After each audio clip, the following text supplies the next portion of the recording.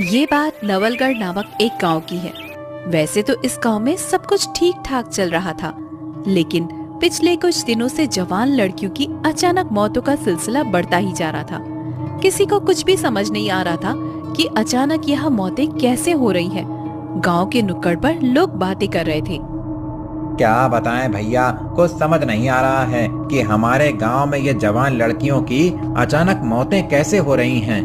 हमको तो लगता है कि गांव में कोई भूत प्रेत का साया है। लेकिन अगर गांव में कोई भूत प्रेत होता तो वो कभी तो किसी को दिखाई देता। क्या बताएं भैया, हमारी तो कुछ समझ नहीं आ रहा।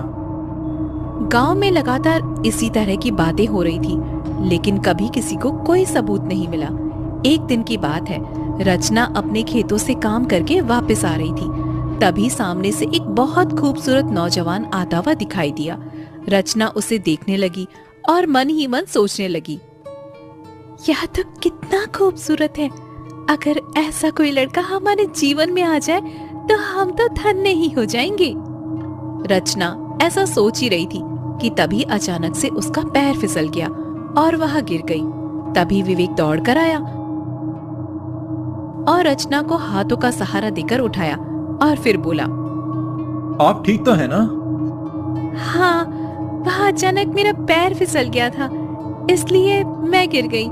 अब मैं ठीक हूँ। अगर आप कहें तो मैं आपको आपके घर तक छोड़ दूं। रचना ने हाँ कर दी। दोनों बातें करते हुए रचना के घर तक आ गए।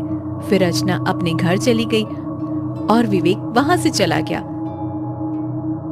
रचना को नींद नहीं आ रही थी, उसे बार बार विवेक की याद आ रही थी। अचानक रचना को कुछ ख्याल आया और वह अपने आप से बोली, अरे मैंने उस लड़के का पता तो पूछा ही नहीं। क्या पता अब वो मुझे दोबारा मिलेगा भी या नहीं। कितना अच्छा लड़का था ना वो।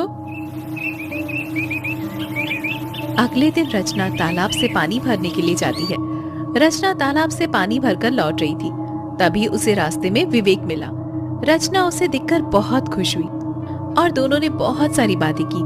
अब रचना विवेक से लगातार मिल रही थी, लेकिन अचानक से एक दिन रचना की लाश गांव